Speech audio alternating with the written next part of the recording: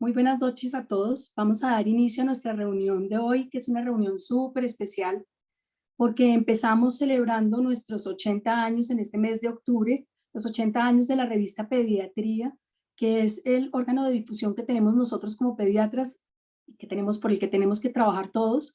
Y esa es la razón por la que tenemos hoy unos invitados muy importantes.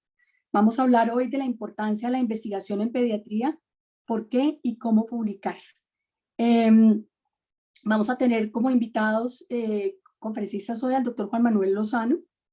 El doctor Juan Manuel Lozano es médico pediatra de la Universidad Javeriana, magíster en ciencias en epidemiología clínica de McMaster University de Canadá, profesor del Departamento de Medicina Translacional del Colegio de Medicina de la Universidad Internacional de Florida en Miami, Estados Unidos. En este momento nos está hablando desde Canadá, así que muchísimas gracias por conectarte desde tan lejos. El doctor Juan Gabriel Ruiz. El doctor Juan Gabriel Ruiz Peláez es médico también de la Universidad Javeriana y pediatra de la Universidad Javeriana. Es también máster en ciencias médicas de la Universidad de Newcastle en Australia, del Departamento de Medicina Translacional del Herbert Weinstein College de Medicina de la Florida, de la Universidad de la Florida en Miami. Nosotros estamos entonces exportando personas que nos dan, o sea, que nos inspiran y que nos hacen pensar en que podemos trabajar y publicar, y yo pienso que es muy importante, y por eso también vamos a contar con la presencia del doctor Juan Carlos Flores, que va a estar con nosotros en el conversatorio. Muy importante. Tengo a varias personas, Susan, que quiero que mires qué puede estar pasando, porque la doctora, por ejemplo, la doctora Claudia Granados, que tiene mucho interés en estar, dice que no se ha podido conectar, así que si podemos mirar qué es lo que está pasando y podemos reenviar los correos para estar seguros de que es el correcto. Vamos a, perdón, Ya lo reviso. muchas gracias, Susan. Vamos a tener entonces un conversatorio muy importante con estas tres personas que son líderes en investigación. Ahí ya está. Bienvenida a la doctora Claudia Granados y a todas las personas que están aquí hoy. Muchas gracias por estar acá. Vamos entonces a seguir con nuestra programación de los 80 años y de nuestra revista Pediatría. Para todo octubre vamos a tener semanalmente una discusión y una presentación sobre estos temas. ¿Me pasas el programa, por favor?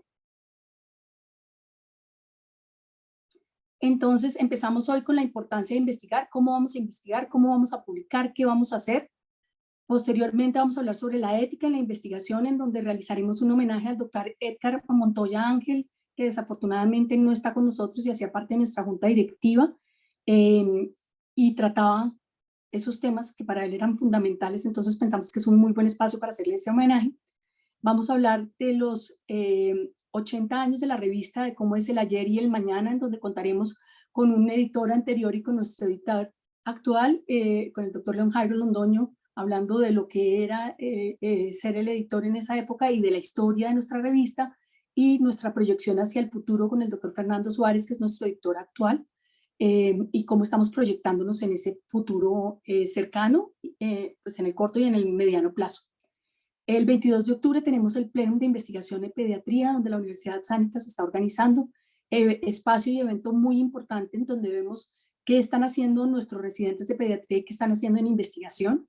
Tenemos trabajos muy interesantes, así que esperamos que todos nos acompañen.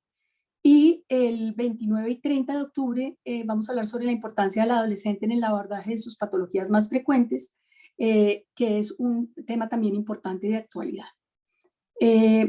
Queremos dar las gracias a nuestro fondo financiador, sin el cual no podríamos estar nosotros aquí. Entonces, PTC y Pfizer, muchísimas gracias por participar con nosotros en esta aventura de hacerlo sin conflicto de interés y sin marcas de productos. Entonces, damos comienzo a nuestra presentación. El doctor Juan Manuel Lozano, bienvenido. Esta es su casa y esperamos contar con usted muchísimas veces más.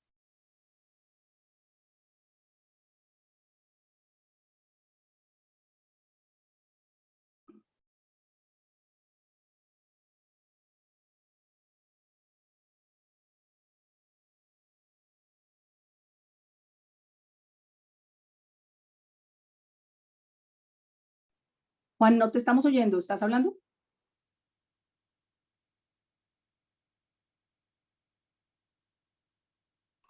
Ya, ok. Muchísimas gracias, María Isabel, por la presentación y a todos por la invitación a estar con ustedes el día de hoy. Yo también formé parte de la Junta de la Sociedad y de la revista, también fui editor durante un tiempo y reconozco la importancia de lo que estamos tratando el día de hoy. Mi presentación va a ser corta, más que todo para ambientar la discusión que vamos a tener más adelante. Vamos a hablar desde mi punto de vista de por qué la investigación en salud y más concretamente en pediatría y para qué nos sirve. Estos son los puntos fundamentales que yo voy a cubrir. Voy a hablar de definir la investigación, los propósitos y los diferentes tipos de investigación que hay. Me centraré fundamentalmente en el método científico como la forma más rigurosa de obtener conocimiento. No es la única, veremos que hay otras. Y por último, ¿qué aporta la investigación al clínico en ejercicio? Que supongo la mayoría o todos los que están en esta presentación son clínicos en ejercicio. Declaración de algunos conflictos de interés que tengo que declarar. Y el más importante de todos es que aún hoy soy hincha de Millonarios, a pesar de la distancia y a pesar de que los resultados últimamente no han sido los mejores, pero ahí nos mantenemos. Comencemos entonces con el primer tercio, la investigación en salud. Hasta hace no mucho tiempo, unas 5 décadas o 6 décadas, se pensaba que fumar era beneficioso para la salud. Y vemos aquí cómo en la década de los 50 y principios de los 60 del siglo pasado, se utilizaba a los médicos para que hicieran propaganda respecto a los beneficios que el tabaco podía tener para la salud. Si adelantamos el reloj rápidamente o el calendario, hoy sabemos que fumar aumenta el riesgo de muchos tipos de cáncer, de enfermedad cardiovascular y pulmonar, de bajo peso al nacer durante el embarazo y de muchos otros desenlaces desfavorables. La pregunta que nos debemos hacer es, ¿cómo descubrimos lo que ahora aceptamos como la verdad? ¿Qué nos llevó a cambiar tan radicalmente el conocimiento de pensar que el tabaco era beneficioso o benéfico a realmente concluir como lo hacemos hoy en día que no lo es? Pues básicamente fue porque hubo muchos estudios de investigación que se hicieron a partir de ese momento que demostraron paulatinamente el efecto nocivo del tabaco sobre la salud. En otras palabras, fue el resultado de investigación rigurosa que se hizo durante muchos años. Traigo aquí dos definiciones de investigación en salud, cortas, que me parece son concisas pero macizas. Básicamente, como vemos, es generar conocimiento nuevo, tratar de aproximarse a la verdad, utilizando un método específico, el método científico, y con un propósito que es conocer la verdad y a través de ella identificar y controlar los principales problemas de salud. Y hay que recalcar en la segunda definición, que me parece también importante, que la verdad es esquiva y rara vez es definitiva. Sobre ese punto volveré más adelante en la presentación. El papel que la investigación juega, como ya lo dijimos, en general es describir y explicar la realidad. Por eso vamos a Marte, enviamos satélites, hacemos astronomía. Pero en el caso concreto de la salud, lo que pretende la investigación es crear la base de conocimiento necesaria para tomar decisiones. Y más específicamente, identificando y describiendo los principales problemas de salud, desarrollando herramientas nuevas para prevenir, diagnosticar y, si se puede, curar o aliviar las enfermedades, orientar y acelerar la aplicación de las herramientas que ya existen. Este es un aspecto muy importante de la investigación que es particularmente relevante para países como el nuestro. Nosotros, por las condiciones que tenemos, no podemos competir para el desarrollo de muchas herramientas nuevas, pero sí tenemos importantes desafíos a resolver a través de la investigación, utilizando las estrategias y las herramientas desarrolladas en otros sitios y ver si funcionan también en nuestra realidad. Y a través de la investigación también evaluamos cómo los problemas de salud se modifican a lo largo del tiempo, cómo cambian de un lugar al otro, cómo se modifican cuando se utilizan se intentan diferentes soluciones, etc.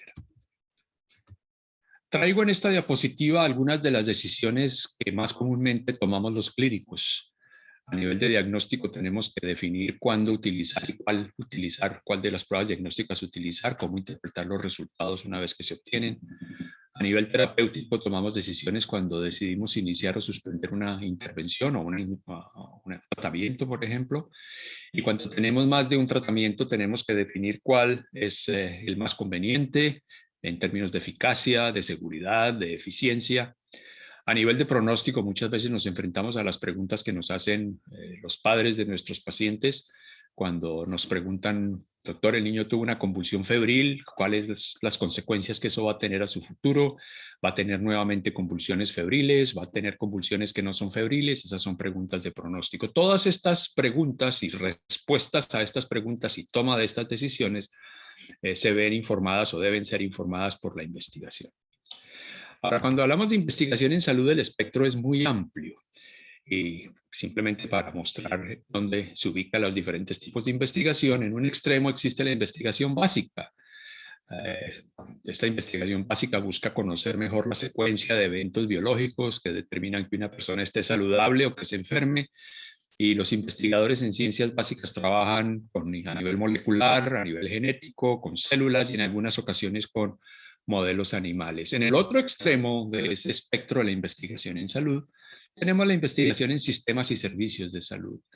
Esto no trata para nada de biología, son factores económicos, de disponibilidad de recurso humano, de prestación de servicios que afectan los sistemas y los servicios de salud. Y el objeto, los participantes de esta investigación son los sistemas y los servicios de salud. Como ustedes ven, un contraste muy grande entre esos dos extremos. Entre ellos se dan otros tipos de investigación. Tenemos la investigación clínica, que busca conocer cuáles son o mejorar nuestra comprensión de las condiciones y los desenlaces clínicos y que se hace con pacientes. Y quizás sea la más relevante para todos o para la mayoría de los que están escuchando esta presentación. Y por último, tenemos también la investigación epidemiológica, que busca comprender cómo se distribuye y cuáles son los determinantes de la distribución de la salud y la enfermedad en poblaciones. El objetivo o el objeto de la investigación en esta investigación epidemiológica son las poblaciones. Como ustedes ven, un rango muy amplio, desde investigación básica hasta investigación en sistemas y servicios de salud. Adicionalmente, está el término de la investigación translacional o translacional. Ambos términos son aceptados por la academia. Básicamente, la investigación translacional, como lo muestra esta diapositiva, es la investigación que hacemos tratando de mover lo que conocemos de una área a la otra. Cuando se toma investigación de ciencias básicas o conocimientos de ciencias básicas y se trata de extrapolarlos o ver cómo funcionan a nivel del paciente, se está haciendo investigación translacional. También cuando se toma la información obtenida en la investigación clínica para aplicarla a nivel poblacional, se está haciendo investigación translacional. Movámonos ahora a por qué el método científico es la forma que se debe utilizar para hacer investigación. Vale la pena arrancar por decir que el método científico no es la única forma de adquirir y generar conocimiento. Hay otros métodos y, como veremos en los próximos minutos, todos esos los empleamos de manera continua. Un primer método al que todos hemos estado expuestos es la tradición. Aceptamos lo que nos dice la tradición como cierto sin cuestionarlo, porque asumimos que por tradición siempre ha sido cierto. Adicionalmente, aprendemos también y algunas veces incorporamos conocimiento por autoridad. Una persona con mayor autoridad jerárquica, con mayor autoridad económica, con mayor autoridad académica, nos dice que debemos hacer alguna cosa y aceptamos que esa es la forma de hacer algo. Algunas veces utilizamos o tomamos decisiones basadas en la intuición. No tenemos muy buen conocimiento, pero varias opciones que hay disponibles y pensamos que alguna de ellas es la que debemos seguir, por decirlo así, la corazonada o lo que pensamos puede ser la verdad. Todas estas formas de adquirir conocimiento tienen algunas limitaciones que es importante tener en cuenta. No estoy diciendo que no se deban utilizar, simplemente hay que tener en cuenta cuáles son sus limitaciones. La primera de ellas es que ninguna de las tres se confirma o se busca confirmar la veracidad de esa verdad. Simplemente la verdad se acepta. Y también tiene consecuencias importantes, y es que no se exploran otras posibles explicaciones que quizás sean mejores para entender la realidad, y por eso se limita la búsqueda de nueva información. Otro método que utilizamos frecuentemente para conocer y aprender cosas es el ensayo y error. Esto lo hacemos todos los días en la vida cotidiana. Tenemos un problema, hay varias alternativas de solución, no sabemos cuál es la mejor, escogemos una de ellas, el plan A, lo probamos, no funcionó, abandonamos el plan A, pasamos al plan B, tampoco funcionó, abandonamos el B y pasamos al C, y el C funcionó. Ya con el C nos consideramos que los resultados serán satisfactorios o adecuados, y entonces paramos ahí. Paramos en el plan C y a partir de ese momento seguimos utilizando la opción C como la solución para ese problema cuando se nos presente en el futuro. Esto que hacemos todos los días tiene limitaciones, a pesar de ser tan frecuentemente utilizado. El proceso puede ser largo y no sistemático. ¿Por qué arrancamos por A en lugar de C? ¿Por qué B fue la segunda en lugar de la primera? Muchas veces no es claro por qué. Nosotros en el ejemplo que mostré paramos en C. De pronto otra opción que no probamos, la opción D o la opción E, podrían ser mejores. Y como no las probamos, nos quedamos sin saber que en efecto eran mejores. Y otra limitación que tiene el ensayo y error es que no considera que el azar puede ser una posible explicación para que el plan C haya funcionado. De pronto, si repitiéramos la experiencia, el plan C no mostraría los mismos resultados. El razonamiento lógico ha estado con la humanidad por siglos. Y hay dos formas de razonamiento lógico, ustedes quizás las recuerden. La inducción, a partir de observaciones aisladas, se infiere una conclusión general. Aquí traemos un ejemplo. Alguien puede observar que cada vez que llueve, la calle se moja. Por lo tanto, la conclusión es que cuando vuelva a llover, la calle se va a mojar. Esa es la inducción. A partir de una observación se infiere una conclusión. Y también existe la deducción. A partir de una teoría de algo que ya sabemos, se plantean cosas que deben pasar posteriormente. Volviendo al ejemplo, hemos observado que cuando llueve la calle se moja. Si en este momento está lloviendo, mi conclusión es que la calle debe estar mojada como consecuencia de ese proceso deductivo. El método científico, sin embargo, se considera la forma más adecuada, óptima por el momento, de obtener conocimiento. Aquí están los pasos del método científico, ustedes los conocen muy bien. Se comienza con una pregunta, usualmente acompañada de una hipótesis. Se hace un experimento o una observación a través de la cual se obtienen datos. Estos datos se analizan y a través del análisis o luego del análisis se hace un reporte en el que se pretende dar respuesta a la pregunta o resolver, confirmar o refutar la hipótesis que se planteó inicialmente. Se considera que es la forma más rigurosa, por lo menos hasta el momento, de generar conocimiento en salud. Y parte de unos supuestos básicos, principal de ellos, que la naturaleza es ordenada, es regular, y que los eventos naturales, dentro de los que se cuentan estar sano o estar enfermo, esos son eventos naturales, no ocurren por azar. Sus causas, las causas de la salud y las causas de la enfermedad, son potencialmente identificables y deben ser predecibles. Y con el paso del tiempo vemos que ha mejorado la capacidad para predecir dentro de ciertos límites algunos efectos naturales. Contamos cada vez con mejores herramientas diagnósticas y con mejores herramientas de pronóstico. A un nivel más amplio, en el sitio donde yo vivo, Miami, doy gracias todos los veranos por la existencia de modelos que permiten predecir cuándo va a llegar un huracán y me dan el tiempo suficiente a mí y a mi familia y a toda la población de la península de la Florida para prepararse para el huracán. Por lo menos nos da unos cuantos días para estar listos. No contamos aún con la misma capacidad para predecir, por ejemplo, un fenómeno natural que es mucho más común en nuestro país, los terremotos. Se puede predecir si acaso con algunos segundos o unos pocos, menos de un minuto de anticipación. Es posible, todos aspiramos a que en el futuro el mecanismo de predicción mejore. Esta diapositiva muestra cómo trabaja el método científico y pongo en el centro que esas hipótesis que se plantean al comienzo de ese ciclo que es el método científico se prueban empíricamente. Esto es lo que lo hace diferente a todas las demás formas de adquirir conocimiento que vimos anteriormente. El método científico trae como un elemento indispensable el probar empíricamente lo que se piensa. Esas hipótesis que se prueban en el método científico pueden tener varios orígenes y los orígenes más comunes son aquellos del razonamiento lógico. Puede ser que generemos una hipótesis a través de observaciones que hemos hecho, observaciones clínicas que hemos hecho.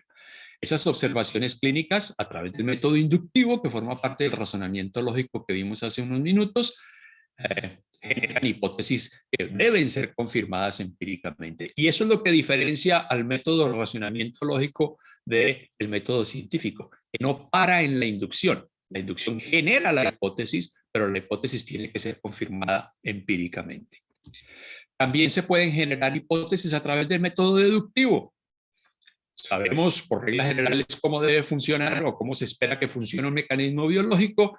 Como consecuencia, si aplicamos ese conocimiento a una situación en particular, se genera de nuevo una hipótesis que también se debe confirmar empíricamente. Y una vez que las hipótesis han sido verificadas, se integran en teorías que forman el cuerpo del conocimiento que nos ayudan a explicar esos fenómenos salud y enfermedad de los que ya hemos hablado. Ahora, el método científico tiene unas características que son muy importantes y que entenderlas puede ayudarnos a salir del relajo en el que hemos estado metidos en términos de investigación y de la utilización del conocimiento en el curso del último año. Yo creo que la pandemia en la que aún estamos y cómo ha sido el manejo del conocimiento y la generación del conocimiento a través de la misma, a través de la investigación, muestra que en muchas ocasiones no somos conscientes de cuáles son las ventajas y limitaciones del método científico, y por eso creo que vale la pena detenerse unos segundos en esto. Como ya lo dijimos, en el corazón del método científico está el recoger datos, el hacer observaciones. Es un proceso empírico. Utiliza observaciones directas para obtener datos que apoyen el conocimiento que se espera generar. Es sistemático. Tiene un método. Comienza con una pregunta, una hipótesis, se hace una prueba, se obtienen datos, etcétera, etcétera. Hay un orden en las cosas. Y ese orden, llevado al último detalle, lo que permite o lo que pretende es evaluar o garantizar la validez y la reproducibilidad de los resultados que se obtienen al aplicarlo. Controla factores que no están directamente relacionados con los que se están investigando, pero que pueden afectarlos. Y por último, muy importante, los resultados del método científico están abiertos al examen crítico, al escrutinio por parte del público, por parte de los otros investigadores, etc. Todos estos factores tienen una consecuencia muy importante, y es que el conocimiento generado por el método científico no puede considerarse definitivo. Es temporal, puede ser refutado. Todos los aquí presentes seguramente podemos pensar en una o más cosas que nos enseñaron cuando estudiamos en la Facultad de Medicina y que posteriormente se demostró que no era la forma correcta de hacer las cosas. Voy a mencionar un ejemplo pediátrico muy directo. Cuando yo era estudiante, residente y profesor de pediatría, utilizábamos oxígeno al 100% en la reanimación del recién nacido en sala de partos. Hoy sabemos que quizás esa no era una buena idea y que pueden ser mejores los resultados si no se emplea oxígeno al 100%, sino una mezcla con una fracción inspirada de oxígeno menor. ¿Cómo llegamos a eso? Porque se refutó ese conocimiento adquirido por tradición y por razonamiento lógico. Y llevando esto al otro extremo, o continuando con ese argumento, es posible que intervenciones o conocimiento que hoy aceptamos como válido, en 5, 10, 15 años, vayamos a encontrar que no es aceptable y ha sido refutado. Traigo simplemente para confirmar el punto que acabo de hacer en la diapositiva anterior. Esto es un estudio no muy reciente, pero de una revista muy importante, que tomó 45 estudios publicados en este periodo de tiempo, que habían sido muy citados en la literatura y que reportaban que una intervención que se proponía era efectiva, era eficaz, o sea, funcionaba. Y compararon ese primer estudio con un estudio ulterior de la misma o de mejor calidad para ver si los resultados eran consistentes o no. Y lo más importante que hay es que en cerca de una tercera parte de esos estudios, el estudio posterior subsecuente o no confirmó la eficacia o mostró que la eficacia de la intervención era menor de lo que se había pensado anteriormente. De nuevo, una prueba de cómo el conocimiento científico es temporal y es refutable. Algunos dirán que entonces, bueno, esto es, es cuando yo hablo de esto me hace recordar del vaso medio lleno y el vaso medio vacío. Los que ven el vaso vacío dirán que la investigación produce resultados que son falsos positivos. Los que vemos el vaso medio lleno, pues simplemente vemos que la investigación permite reevaluar sus propios resultados. Y si entendemos esto, podemos comprender por qué lo que decíamos hace 10, 12 meses cuando comenzó la pandemia puede ser distinto a lo que estemos diciendo ahora. Y seguramente lo que hagamos en los próximos 6 u 8 meses va a ser distinto a lo que estemos diciendo aún. Por último, para cerrar, quiero hablar de qué aporta la investigación al clínico. A los que están aquí presentes, ¿qué les puede aportar la investigación? Participar en investigación promueve dos cosas muy importantes. Primero, un abordaje sistemático a la solución de problemas y a la toma de decisiones. Hay un método que nos enseña cómo seguir, cuáles son los pasos que se deben seguir. Y también contribuye a algo que creo que la pandemia ha demostrado falta de manera radical, que es un pensamiento crítico e independiente. Y todos los médicos debemos ser consumidores o somos consumidores de investigación. Todos los médicos utilizamos conocimiento idealmente generado por la investigación. Pero deberíamos ser buenos consumidores de la investigación, deberíamos ser consumidores informados de la investigación. Para ser un consumidor bien informado de la investigación, pues debemos comprender los principios de los métodos que se utilizan para la investigación y cómo, cuándo esa investigación es aplicable, cuándo no es aplicable, cuándo es confiable, cuándo no es confiable. Esto ha faltado enormemente en el curso de los últimos meses. Parte del desorden que hemos visto en muchas de las políticas, incluso a nivel de muchos lugares, se debe a que no todos los consumidores de información están igualmente bien informados. Y quienes estamos en el mundo académico somos conscientes de que necesitamos atraer a otros para que sigan nuestros pasos, para que se conviertan en científicos clínicos, para que también hagan investigación. Y el mensaje que hay aquí es que los médicos en ejercicio clínico pueden y ojalá deberían ser productores de investigación relevante y de buena calidad. Durante el conversatorio podemos discutir las estrategias para lograr ese objetivo. Este sitio me lo encontré en internet. Es un sitio al que uno puede ingresar, una página web, y en esa página web, después de que uno da los datos de su tarjeta de crédito y acepta pagar una suma en dólares, le envían energía que uno puede utilizar para su propia curación o la curación de quienes los acompañan, incluyendo la curación de las mascotas que uno pueda tener en la casa. Eso es lo que promueve este sitio en internet. Pues desde el principio del año pasado no voy a Bogotá, pero este personaje aún en esa época tenía un centro muy exitoso, no muy lejos de la Universidad Javeriana, en la carrera, en la avenida Caracas con la calle 39, el Indio Amazónico. Estas personas que estoy mostrando aquí pretenden están en nuestro negocio, ofrecen curar a la gente, ofrecen aliviar a la gente. Yo creo que todos ustedes se sentirían ofendidos si les dicen que se parecen al indio amazónico o a quien vende energía a través de internet.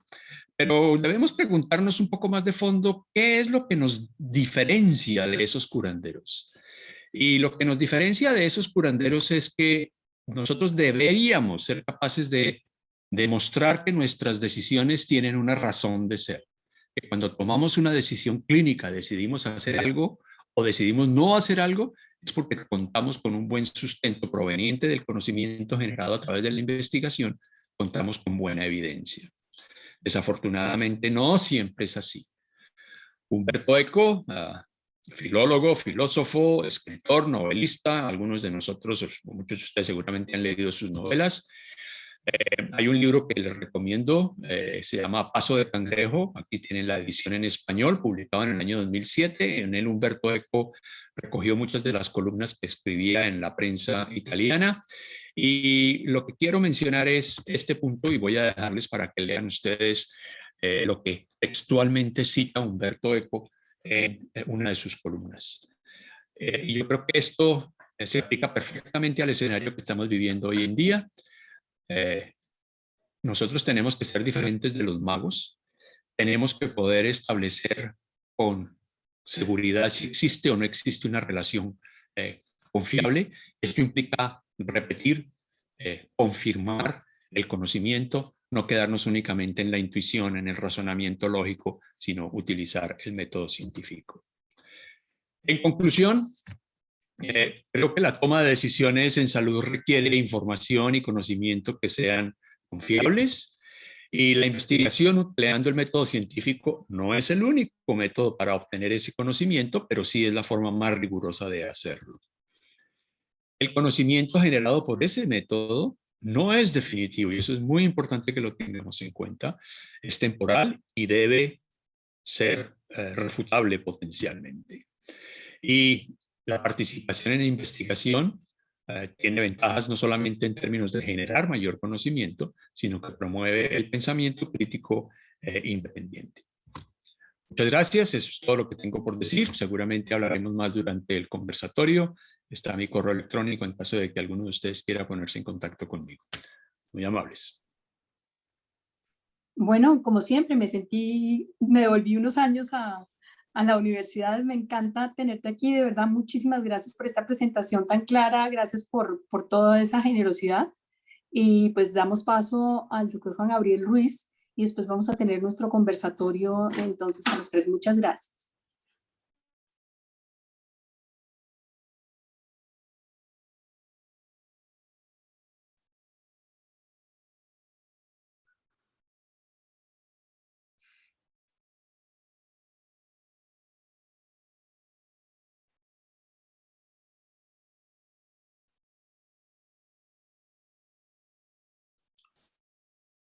Aparentemente perdimos a la doctora María Isabel Usher. ¿Alguien más me confirma? Si No, está acá escuchando. estás, yo no me has perdido, yo te estaba dando el espacio para que arrancaras.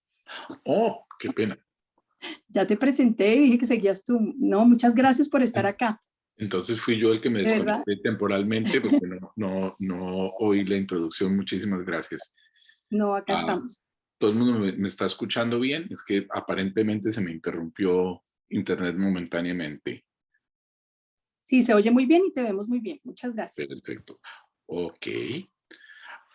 Complicado seguir después de Juan Manuel Lozano con esa claridad y esa precisión y la manera concisa como comunica. Entonces yo voy a hacer un esfuercito para tratar también de ser eficiente en la comunicación. Cuando María Isabel nos propuso a Juan Manuel y a mí conversar con nuestros colegas pediatras por esta vía acerca de publicar investigación científica y obviamente pues pensar en que primero hay que producir investigación científica y después publicar. ¿Con quién Yo hablo? empecé a pensar un poquito cómo abordar inicialmente el En tema. una conferencia. Perdón, ¿me escuchan? Es que estoy teniendo, se me va y se me viene la señal. ¿Ahí me están escuchando? ¿Vuelvo y chequeo? Sí, Juancho. Te escuchamos Bueno, perfecto. perfecto. No, el problema soy yo entonces aquí.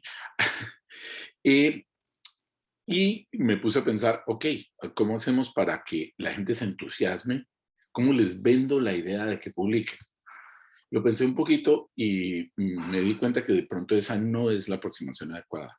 Si usted publica, usted va a tener una serie de ventajas, lo van a conocer, se va a poder promover académicamente. No, el asunto no es publicar. El asunto no es, hay un congreso la semana entrante, mandemos unos abstracts a ver si nos lo reciben. Intentemos publicar este caso. No.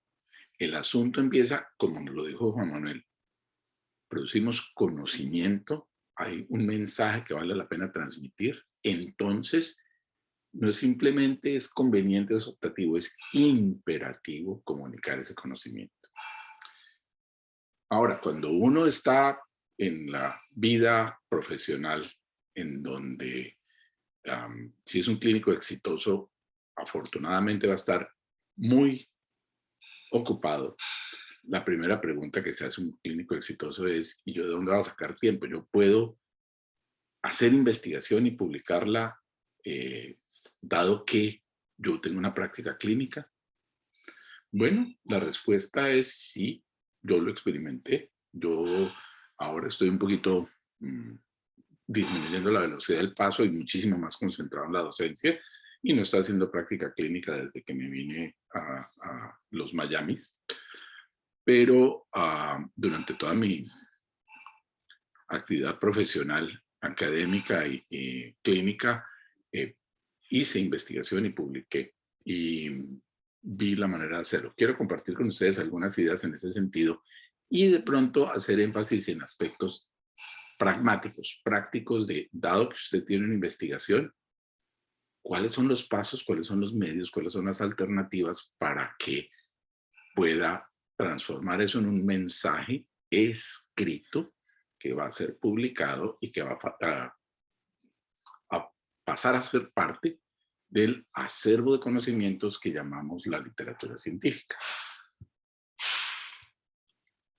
Ok. El primer punto que quiero destacar es, si yo investigo y no comunico, es como no haber investigado. La generación del conocimiento es para la aplicación del conocimiento. Entonces no podemos pensar en que yo terminé mi proceso de investigación y después voy a ver si lo disemino, si lo comparto, si lo comunico. No, una parte integral del proceso de investigación es la comunicación. Empieza con la concepción de la idea para solucionar un problema y termina con la respuesta que uno encontró a esa pregunta que tenía y termina con la diseminación de la respuesta, la socialización de la respuesta, la validación por parte de la comunidad científica y académica y por parte de la comunidad profesional. Ahora, yo puedo contar lo que yo encontré en mi estudio, yo puedo ir a distintos sitios, yo puedo hacer presentaciones, pero hacer una publicación científica es ir un poco más allá.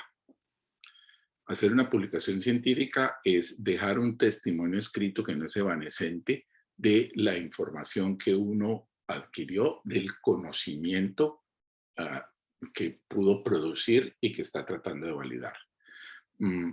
Hoy día eso no tiene que quedar escrito en papel, pero tiene que quedar registrado en un medio, papel, audiovisual, y de la manera tradicional como seguimos transmitiendo y recibiendo el conocimiento y almacenándolo es mediante un discurso escrito. Y eso es lo que la humanidad aprendió a hacer desde que se inventó la escritura. Estamos en un proceso de transición en este momento, la transición a los medios audiovisuales y a la acumulación de información disponible en la nube para que a través de sistemas de información tengamos acceso. Entonces, muy posiblemente lo que yo estoy diciendo va a tener que evolucionar a incluir eventualmente el video instruccional, la narrativa de cómo terminó mi investigación. Pero en el fondo, el guión va a seguir siendo lo mismo que nosotros tenemos que transmitir. Entonces, hacer una publicación no es limitarse simplemente a contar el cuento. Hay que entender el medio en el que uno está transmitiendo la información y vamos a ver que hay unos medios académicos rigurosos y otros medios que pueden transmitir información independientemente de su validez y de su veracidad. Y además, aquí los quiero invitar a que miremos una clasificación sencilla que sigue siendo vigente de qué es un artículo científico en el medio de ciencias de la salud. En el medio al que nos estamos refiriendo, básicamente yo les invito a que apunten a publicaciones periódicas con circulación. el concepto que tenemos de la revista científica, el journal en inglés. De estas publicaciones periódicas hay publicaciones que son de tipo periodístico, publicaciones de divulgación científica, hechas para traducir para el público en general las opiniones, los conocimientos y lo que se va acumulando en las distintas ciencias.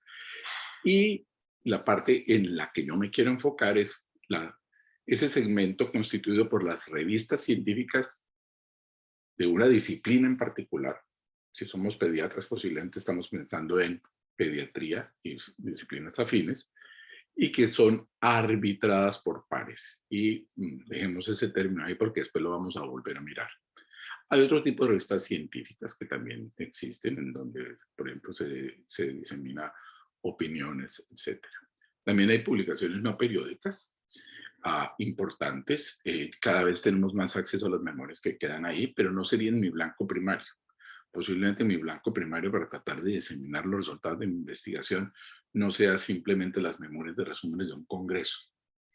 Hay informes especiales, por ejemplo, agencias financiadoras sacan un volumen con los resultados de una investigación y lo diseminan de alguna manera.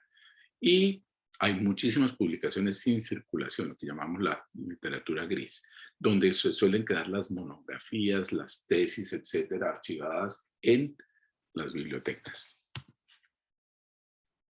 Bueno, concentrémonos en cómo identificar el tipo de publicación a la que yo les estaría invitando a que apuntaran, como nuestra revista Pediatría de la Sociedad. Son periódicas, tienen una audiencia definible, van dirigidas, en el caso de nuestra revista Pediatría, primariamente a pediatras y a otros proveedores de servicios de la salud enfocados en la atención del ámbito pediátrico. Tienen permanencia, no son evanescentes, hay archivos, la gente puede ir y buscar publicaciones previas, están indizadas y son científicas. Ya Juan Manuel nos habló de los estándares del método científico, entonces se tienen que apegar a esos estándares que están definidos, que son explícitos, que los encuentra uno en las instrucciones a los autores y en las declaraciones generales de fundación y de explicación de la existencia de distintas revistas. En una revista científica arbitrada por pares, lo que se publica en referencia a investigación tiene una cosa en particular, y es que se describen los métodos por los cuales se adquirió esa información, lo que permite que el lector pueda juzgar de manera informada e independiente si se cree o no se cree el cuento, la validez, mirar la pertinencia y eventualmente ver si es posible replicar o reproducir los hallazgos que están siendo reportados, validarlos empíricamente. Otra parte importantísima que distingue a las revistas científicas arbitradas por pares de otro tipo de publicaciones científicas es la revisión rigurosa por pares. Antes de la publicación, el manuscrito es revisado por pares académicos, personas que son al menos los iguales académicos de quien escribió y que van rigurosamente a evaluar distintos aspectos del mensaje que va ahí para darle el aval de que otras personas independientes con buenos criterios científicos creen que ese mensaje vale la pena ser diseminado y que debe formar parte del acervo de la literatura científica. Hay muchas otras que no cumplen alguna o ninguna de estas características y, ojo, muchísimas de las publicaciones electrónicas a las que tenemos acceso fácil no caen en el dominio de las revistas científicas arbitradas por pares. Ustedes pueden encontrar información muy autoritaria, muy bien referenciada. No, es que esto es de la Clínica Mayo, qué maravilla, en una página web. Eso no quiere decir que esa información que está ahí primariamente resultado de investigación evaluada por pares. No es el equivalente a la publicación de un artículo científico. Los blogs que cada vez están más diseminados y que tienen básicamente, en principio, cero de control por parte de pares académicos. Y una cosa a la que hemos ido aprendiendo a tenerle cada vez más miedo y a la que quisiéramos entender la forma de trabajarla, porque es un medio que llega muy lejos y tiene una capacidad muy grande de cambiar los conocimientos, las actitudes y las prácticas de la gente, que son los medios sociales. Bueno, si yo voy a publicar, ¿qué tipos de artículos, qué tipo de manuscritos voy a someter? Cuando yo ojeo una revista científica arbitrada por pares, me encuentro con lo que llaman los artículos originales. Básicamente son reportes de investigación original. No es algo de oídas, es algo que el investigador formuló una pregunta, trató de contestarla y está compartiendo los resultados que encontró de su mejor respuesta a la pregunta que se formuló. Y eso debe ser el corazón del contenido de una revista científica arbitrada por pares. También vamos a encontrar editoriales, que son fundamentalmente manifestaciones de opiniones de expertos, comentarios de expertos sobre investigación y sobre eventos. Hay revisiones de temas que pueden ser sistemáticas o narrativas. Está la correspondencia. A veces se cuelan resultados de investigación en la forma de correspondencia. Se puede estar publicando consensos y guías de manejo y afirmaciones, statements de sociedades científicas y otras cosas interesantes sobre historia, obituarios, etc. Centrémonos en artículos originales. Los artículos originales que nos encontramos en una revista que reporta investigación clínica o epidemiológica, nuestra revista Pediatría, van a caer en dos grandes dominios. Los llamados estudios primarios, en donde un investigador interactuó con los elementos investigados. Si estamos hablando de investigación clínica, con pacientes, con seres humanos intactos. Y evaluó una hipótesis, se hizo una pregunta descriptiva, trató de contestarla y la está reportando. Otro dominio sería el de los estudios integrativos, en donde la unidad de información, la unidad de análisis, son los resultados de investigaciones primarias hechas por otros. El ejemplo típico es la revisión sistemática, con o sin metaanálisis, las guías de práctica clínica basadas en evidencia, la documentación de guías de práctica clínica basadas en evidencia es en otras revisiones sistemáticas y tiene una aproximación integrativa. Con mucha frecuencia los análisis de decisiones y los análisis económicos también se fundamentan en investigación integrativa. Un artículo científico original, ¿cómo lo identificaríamos? Es básicamente un informe escrito, estructurado, que comunica por primera vez los resultados de una investigación. Ya mencionamos que se puede tratar de un artículo primario o de un artículo integrativo que resume científicamente los resultados de investigaciones primarias. El típico y al que la mayoría de gente aspira cuando está pensando yo voy a tratar de publicar esto, es el artículo clásico de formato largo, que tiene un abstract, un resumen, y tiene en el cuerpo del artículo 4 secciones que están bastante bien estandarizadas desde hace muchísimos años. Una introducción, un área de materiales y métodos, un área de resultados y una discusión y conclusiones. Y normalmente termina con una serie de información adicional, incluyendo las referencias bibliográficas de las afirmaciones basadas en evidencia producida por otros que son utilizadas en el artículo. Puede haber otros formatos en donde yo puedo hacer una comunicación corta, en donde en muchas menos palabras resumo los resultados de una investigación. Yo puedo tratar de comunicar cosas o tener diálogos científicos con cartas a los editores, etc. Bueno, ahora cambiemos un momentico de sombrero y pensemos en otro aspecto importante de publicar un artículo a la original que reporta una investigación, los resultados de una investigación en una revista arbitrada por pares. Es la manera como yo voy a coser mis ideas para contar mi cuento. Voy a utilizar redacción científica que tiene unas características particulares. nosotros nos hemos ido habituando a formas de redacción científica cuando aprendemos a sintetizar lo que estamos pensando usando el lenguaje estereotipado de la redacción clínica. Cuando estamos describiendo una historia clínica, los resultados de un examen físico, los resultados del laboratorio, en donde de una manera sistemática, reiterativa, ojalá sin ambigüedad, contamos qué está pasando. A eso posiblemente no es ni bonito, ni elegante, ni inspirador, ni poético, es conciso y se sacrifica un poquito la parte de belleza y elegancia con tal de mantener fidelidad, eficiencia y claridad. Ahora, ahí hay que hacer una salvedad. La información técnica no tiene que ser desagradable de leer y árida. Debe ser amable, coherente, pero utilizando un lenguaje técnico preciso y no ambiguo. Entonces, en la redacción científica nos podemos permitir, por ejemplo, la redundancia o la repetición de un mismo término muchas veces en lugar de usar adjetivos que pueden ser un poco imprecisos. Entonces, si yo voy a hablar de la centrifugación, digo porque se hizo centrifugación y esto fue centrifugado. No me voy a referir al procedimiento anterior que ya mencionamos. No, centrifugación nuevamente. No puede haber ambigüedad, no puede haber campo para la interpretación de los términos de manera diferente.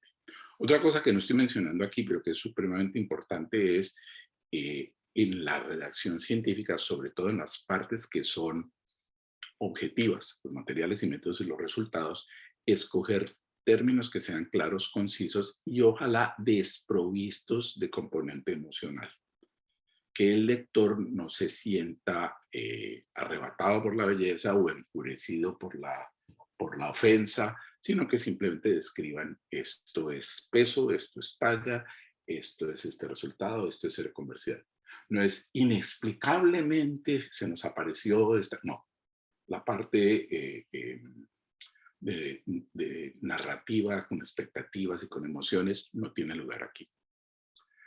Varios atributos que vale la pena destacar. Necesitamos tener un manejo adecuado del idioma. Gramática correcta, prosodia correcta, conexión apropiada de las ideas, tener una iniciación en cada párrafo, un contenido, una conclusión. Si dos párrafos no están conectados entre sí, entender cómo separarlos e introducir un nuevo tema. Debe estar enfocada en tópicos específicos y 3 palabras importantes: brevedad, ser conciso y ser preciso. ¿A qué nos referimos con precisión? Bueno, los términos que tenemos que usar no deben ser ambiguos, no deben estar sujetos a múltiples interpretaciones. Entonces, usar términos técnicos conocidos y cuando introducimos un nuevo término, explicarlo claramente. A veces usamos términos comunes en un sentido técnico. Entonces debemos tener muchísima precisión cuando usamos un término común en un sentido técnico. Por ejemplo, en el lenguaje común, eficacia, efectividad y eficiencia parecen ser lo mismo. En lenguaje técnico de análisis de decisiones o análisis económico, eficacia se refiere a el efecto de una intervención en circunstancias absolutamente controladas. Efectividad es la eficacia cuando se mide en situaciones de campo reales y eficiencia es el balance entre la cantidad de esfuerzo y el rédito obtenido por una intervención eficaz. Entonces los tenemos que usar tal y como son. Y si hay alguna duda o si, por ejemplo, 2 fuentes literarias usan de literatura científica, utilizan el mismo término de manera diferente o ambigua, hacer la precisión. Cuando decimos aquí sensibilidad, nos referimos a la característica operativa de un examen diagnóstico y no la sensibilidad analítica de una prueba bioquímica. A veces tenemos que añadir glosarios. Un problema que tenemos con mucha frecuencia cuando estamos muy sumergidos y muy enfocados en un tema en particular es que estamos terriblemente familiarizados con la jerga y vamos soltando la jerga y las abreviaciones y desconcertamos al resto del público. Entonces, si vamos a usar lenguaje técnico con el cual nuestra audiencia esperada no necesariamente está muy familiarizada, no tengamos pena de añadir un glosario. Tener, por ejemplo, una descripción de las abreviaturas más comúnmente utilizadas y específicamente qué quieren decir. Revisar el artículo, una vez que uno lo ha escrito, desde la perspectiva de la audiencia, del lector. El lector va a entender lo que yo estoy poniendo aquí. Yo entiendo el contexto. Si yo lo saco del contexto, pero soy un pediatra, de todas maneras voy a entender lo que se está comunicando.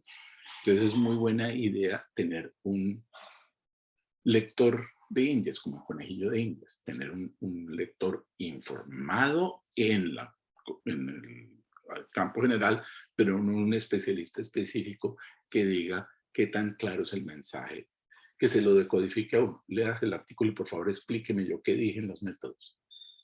A ver si en la traducción de envío de la señal y la decodificación de señal, cuando me la devuelven a mí, mi mensaje sí llegó correctamente. La otra parte de claridad es qué tan legible es. Lenguaje sencillo y directo. En español, nosotros tendemos a escribir frases supremamente largas, conectadas con múltiples sujetos y predicados de los sujetos y muchos adjetivos. En inglés, por ejemplo, la práctica es frases cortas y autocontenidas, conectadas unas con otras, con alguna secuencia lógica, pero frases cortas. Y yo he aprendido que aún en español, en la redacción científica, tratar de adaptar esa práctica más anglosajona que hispano-latina, de tener frases cortas y autocontenidas y más bien conectadas, mejora muchísimo la claridad del mensaje. Tener buena sintaxis, tener un corrector de estilo, alguien que nos diga que nuestra gramática está bien, que usamos las preposiciones como deben ser, que los verbos reflexivos existen, las cosas no inician, se inician. El queísmo debe usarse cuando se debe usar, etc. Y la tercera parte es brevedad, lo contrario de lo que yo estoy haciendo aquí, yo estoy siendo un poquito extenso, vamos a correr un poquito en eso. Si puedo dar la información correcta y completa con menos palabras, mejor.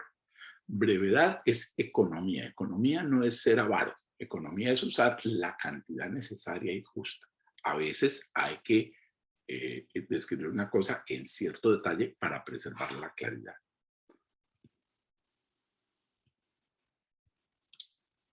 Bueno, si ustedes deciden que quieren enfrentarse al reto de escribir un artículo y entregarlo a una revista a ver si va a ser publicado,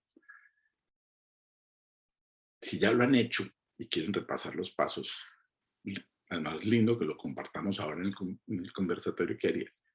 Yo, ¿qué es lo que predico y a veces aplico, no siempre sistemático, sobre cómo enfrentarse al papel en blanco para escribir un manuscrito que yo quiero publicar? Lo primero es, yo tengo que tener un sustrato adecuado. Yo tengo que tener una investigación que valga la pena ser reportada. No es que necesito publicar, venga, présteme una basecita de datos y algo hacemos, ahí le metemos unos chi cuadrados, por el amor de Dios. No. Una vez que yo tengo el sustrato adecuado, yo tengo un trabajo de investigación que vale la pena, yo tengo una pregunta relevante que estoy tratando de contestar, pienso, ¿a quién le voy a contar el cuento? ¿Para quién es importante esto? ¿Para mis colegas? ¿Para personas que toman decisiones de políticas en salud? ¿Para el público en general? Una vez decidido eso, bueno, ¿qué medio voy a usar? ¿Cuál es la revista más apropiada para este sustrato comunicarlo a la audiencia a la que quiero llegar o a las audiencias a las que quiero llegar? Y una vez que estoy ahí, digo, ok, mi investigación tuvo una cantidad de aspectos interesantísimos. Además, es una revisión teórica que aprendí cantidad de cosas. De toda esta carreta que tengo yo en mi cabeza, ¿cuál es la esencia del mensaje que debo transmitir? Ok, ¿qué quiere decir sustrato adecuado? Quiere decir revisitemos lo que el doctor Lozano nos estaba contando, lo que nos dijo Juan Manuel. Usemos el método científico de manera correcta, organizada, para formularnos una pregunta cuya respuesta nos va a ayudar a aprender algo, a tomar una decisión, y contestemos esa pregunta utilizando correctamente el método científico para ver si logramos obtener una respuesta que sea válida, relevante. Entonces yo tengo que tener una pregunta y un proceso de investigación correctos, potentes, éticos, que valgan la pena, con una pregunta relevante y pertinente que va a tener una audiencia a la cual le va a poder comunicar. Y que la respuesta provenga de un proceso de investigación adecuadamente planeado y conducido. Entonces, esta primera parte, si nosotros fuéramos a hacer un taller seminario de varias sesiones sobre publicación, aquí es donde viene el primer problema. ¿Qué vamos a publicar si no nos sentimos expertos o no nos sentimos confiados en cómo hacer investigación de buena calidad? Entonces, lo primero es tener investigación de buena calidad. Asumamos que ya teníamos un resultado de buena calidad. Entonces, ¿qué es lo que voy a comunicar? Bueno, aquí voy a pasar un poquito por encima porque esto es simplemente llover sobre mojado. Debo tener una pregunta de investigación hecha a priori, no es a posteriori, no es que yo primero jugué con los datos, vi a ver qué cuadraba con qué, y entonces cuando tengo la respuesta me invento la pregunta para que todo fluya. No, yo tengo que tener una hipótesis a priori, tener una pregunta legítima y después recoger información de manera no sesgada, válida, confiable, para tratar de contestar esa pregunta. Si lo que yo quiero aprender es cuál es la frecuencia de asma y quiénes están más afectados, entonces yo tengo que diseñar una buena investigación descriptiva que me informe correctamente sobre la frecuencia de una manera no sesgada, en la que yo esté trabajando con un grupo de personas que sean una buena representación del gran grupo de la población en el que yo estoy interesado, con una definición adecuada de quién es un asmático que se pueda verificar. Voy a necesitar solo una mirada en el tiempo, voy a necesitar seguirlos en el tiempo, ver eso cómo evoluciona, con qué velocidad aparece. Entonces, esa es mi estrategia de investigación. Un estudio observacional descriptivo corte transversal o un estudio observacional longitudinal, ensamblo una corte y la sigo. O si mi pregunta de investigación es sobre si haber nacido a la semana 35 de la gestacional en lugar de la semana 37 cambia de alguna manera mi probabilidad de un desarrollo neuroconductual óptimo hasta los 7 años. Entonces tengo dos factores, tengo dos niveles de exposición, haber nacido muy cercano al término o haber nacido en término temprano, y mirar los desenlaces. Entonces seguramente va a ser un estudio adecuado para eso, un estudio observacional comparativo de casos y controles o una cohorte, etc. Tengo la estrategia adecuada para contestar la pregunta. Una vez que tengo la estrategia, entonces, ¿cómo voy a contestarla? ¿En quién? ¿Cuál es la población de interés? ¿Dónde van a salir los sujetos? ¿Cuántos voy a necesitar? ¿Qué voy a medir y cómo? ¿Cuáles son las variables de interés? ¿Cuáles son los métodos para recoger esa información? ¿Cómo garantizo que la medición de esas variables es correcta, confiable, no variable, no sujeta a variación indeseada, error? ¿Cómo va a comparar las cosas? ¿Cómo va a hacer el análisis estadístico? Y una vez que tengo esos resultados, debo tener una discusión de esos resultados y una contextualización que sea adecuada, que encaje dentro del conocimiento actual, que lo rete, que mire cómo contrasta esto con los resultados obtenidos por otras personas, etc. Cuando yo ya tengo esto, sintetizar todo esto y escribir el mensaje realmente va a ser fácil. Si el sustrato es bueno, hacer un buen manuscrito no es una tarea difícil. Lo que va montaña arriba es tratar de hacer un artículo bueno cuando la calidad subyacente de la investigación no es óptima. Entonces aquí funciona el teorema de los informáticos: garbage in, garbage out. Si entra basura, sale basura. Necesito que los materiales que entren para la producción del artículo sean de buena calidad. Ok, ya tengo mi investigación. ¿A quién se la voy a contar? Debo decidir explícitamente con mis coautores a quién quiero contarle el cuento.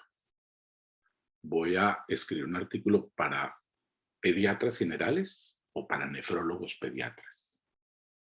Voy a hablar de tópicos de genética. Necesito que estas personas que van a leer el artículo sean genetistas consumados o hasta como que sean médicos informados. ¿Le estoy hablando a otros investigadores o le estoy hablando a los clínicos?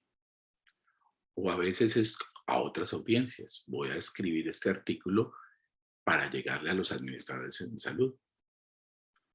O voy a hacer una descripción de lo que yo encontré para la comunidad en general y seguramente personas con educación superior, pero no médicos.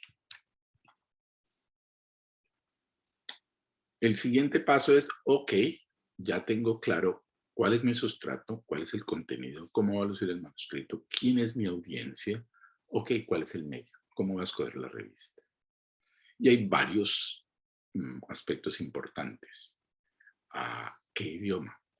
Depende del público al que quiera llegar. Es un público hispanoparlante, entonces va a escoger una revista primariamente en español. Quiero una revista que le trabaje a todas las Américas, entonces quiero que sea una revista que publique en español, en portugués y en inglés, por ejemplo. ¿A quiénes llega esta revista? ¿Es primariamente para subespecialistas o es una revista médica general a la que acceden muchísimas personas? Estoy pensando en el perfil de mis lectores, entonces en qué lenguaje les voy a hablar. Esto es un artículo que primariamente, por ejemplo, va a ser consumido por médicos jóvenes en formación o por gente madura que está trabajando. Entonces, esa revista sí le está llegando a la audiencia que yo quiero. Ok, me voy a ir por el New England Journal of Medicine o me voy a ir por el Lancet o me voy a ir por la revista panamericana de salud pública. ¿A quién estoy llegando con cada uno de esos medios? Y qué tanta posibilidad tiene de que, dado que el artículo lo va a entrar en esa revista, sea visible y llegue al público. Cosas como la circulación, el prestigio, factores de impacto.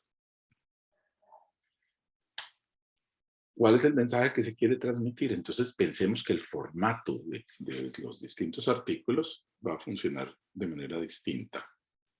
Si lo que queremos hablar es algo descriptivo, algo de normalidad, algo sobre historia natural, etcétera, etcétera.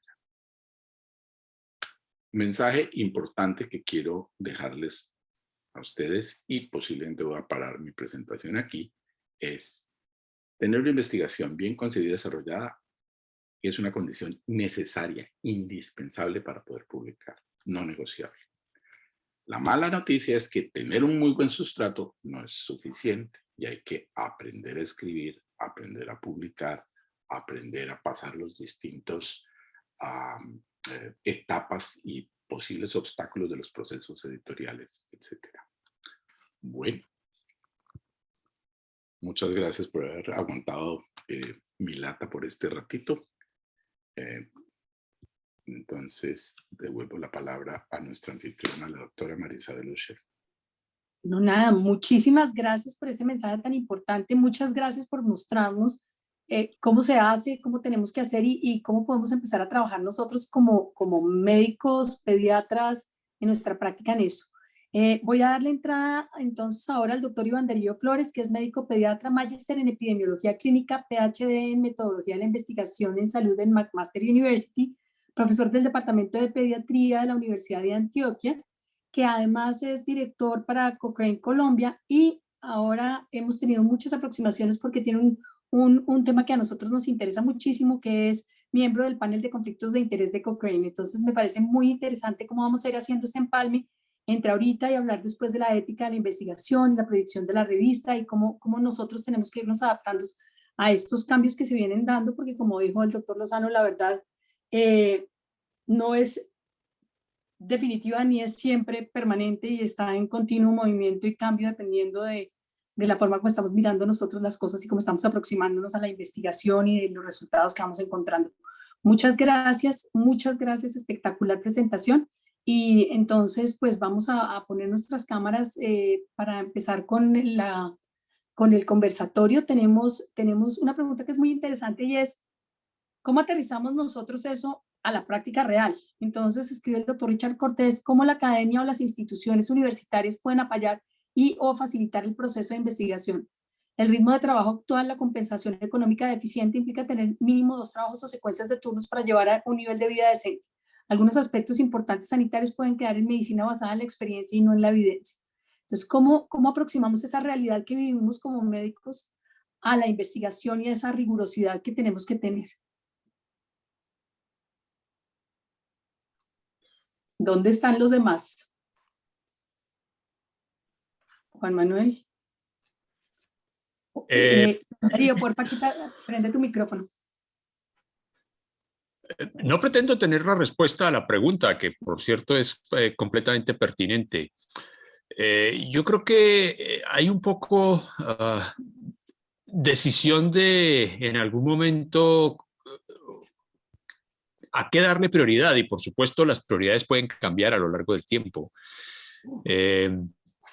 Todos los que en alguna medida estamos dedicados a hacer algo de investigación hemos sacrificado otras cosas. No se ha llegado aquí sin sacrificar cosas. Probablemente vemos menos pacientes en algún momento de los que ven otras personas que prefieren o privilegian el ver pacientes a hacer investigación o a participar en el medio económico, académico. No pretendo tener la respuesta a cómo resolver esas situaciones, pero algo que hay que tener en cuenta es que yo sí creo en algún momento hay que tomar una decisión. ¿Por qué quienes enseñan deciden enseñar? Los que enseñan y deciden enseñar es porque probablemente decidieron no hacer otras cosas. Y es muy difícil pretender hacer todo al mismo tiempo. No es fácil. Como el doctor Ruiz lo mencionaba, quizás un elemento fundamental que es imprescindible, lo presentó así, con eso estoy de acuerdo, es que debe haber sustrato para la publicación. Ahora, para que haya sustrato para la publicación no quiere decir que todos tenemos que ser investigadores formados. Algo de lo que podemos hablar es de las alianzas. Las alianzas aquí juegan un papel muy importante, porque puede que yo no sea un investigador formado, no tengo la experiencia en hacer investigación propia, pero si busco con quién aliarme, si encuentro personas que estén dispuestas a trabajar conmigo, seguramente podré entonces hacer investigación a través de ese mecanismo y tener sustrato, como lo dijo el doctor Ruiz, para publicar. De acuerdo, pero es que muchas personas están interesadas en publicar y yo pienso que eso es súper importante empezar a pensar cómo podemos hacer para mostrar evidencia. Yo pienso que un ejemplo muy importante ha sido lo que ha pasado con COVID. Y es que el COVID nos obligó a movernos rapidísimo en que no teníamos información y cómo empezábamos a publicar y a sacar información. Y mucha gente se unió en equipos que no pensaban antes que pudieran existir. Es decir, los epidemiólogos planeaban y planteaban la pregunta o organizaban la pregunta y el grupo de clínicos participaban de manera colaborativa en los estudios. Yo pienso que ese es un ejemplo lindo de lo que hemos tenido que vivir ahora, en cómo la presión de mostrar resultados nos ha obligado a unirnos y aprovechar lo que puede dar cada uno de nosotros desde el perfil que tiene. Claramente no todos van a ser epidemiólogos y no todos van a ser investigadores permanentes, pero cómo nosotros podemos desde nuestra práctica aportar con esos casos de pacientes que tenemos o con lo que estamos viendo. Eso me parece interesante. ¿Qué piensas tú, doctor Flores? Yo creo que Juan Gabriel tenía la mano alzada primero que yo. Ay, perdón, no, Pero veo solamente... la mano mía tiene ictericia, entonces vas tú primero. Y esta está medio anémica. Entonces, bueno, no, yo creo que tal como dice Juan Manuel, la pregunta es muy importante y relevante y la respuesta es muy difícil y todo depende del contexto y ya Juan Manuel lo resumió. Cuando uno como pediatra decide investigar, pues tiene que sacrificar y dejar tiempo y por supuesto esto implica ver menos pacientes o en algunos momentos trabajar a horas que no son las adecuadas, lo cual no es ideal. Pero el segundo punto, aparte de esto y de organizar el tiempo y decidir qué es lo que yo quiero como clínico y como clínico / investigador, es entender que la investigación de relevancia se hace en equipos, no como individuos. Y hay que crear redes. Y estas redes Empiezan con redes en la misma hospital y pueden ser redes que van al ámbito nacional y ahora pues con la facilidad de las conexiones y la posibilidad de tener reuniones y muchas otras actividades online, las redes internacionales juegan un papel. Gran parte de lo que ha pasado con los avances en COVID son gracias a las redes internacionales y hay que empezar a trabajar con colegas de otros lugares que nos permitan incrementar como la capacidad, no solamente del tema de recoger pacientes, sino de tener otras miradas y tener otros puntos de vista para analizar la misma pregunta. Entonces, y aliarse con personas que saben y que tienen más experiencia que el clínico que está generando la idea. Las ideas salen de la clínica y de la atención de pacientes. Y el contacto con una persona que tenga un poco más de experiencia le ayuda a refinar esa idea y a trabajar en ese equipo y poder llegar a cabo. Pero es difícil y hay que hacer una conversación clara con los jefes, a los casos de los que están en hospitales y no en instituciones universitarias, porque los hospitales han tenido un interés en Colombia en los últimos 5 o 10 años de meterle más la ficha a la investigación que había sido relegada únicamente a las universidades en años anteriores. Y ya los hospitales son evaluados y rankeados con su producción investigativa. Entonces es una conversación con los jefes acerca de qué pueden ofrecer y qué no, porque el tiempo que le puedan dedicar a esto es importantísimo para hacer que la actividad sea placentera, no una actividad de 11 de la noche cuando los niños están dormidos solamente porque no me queda más tiempo. Ese es un punto importante. Juan Gabriel. Sí, yo voy a retomar 2 de los puntos brevemente.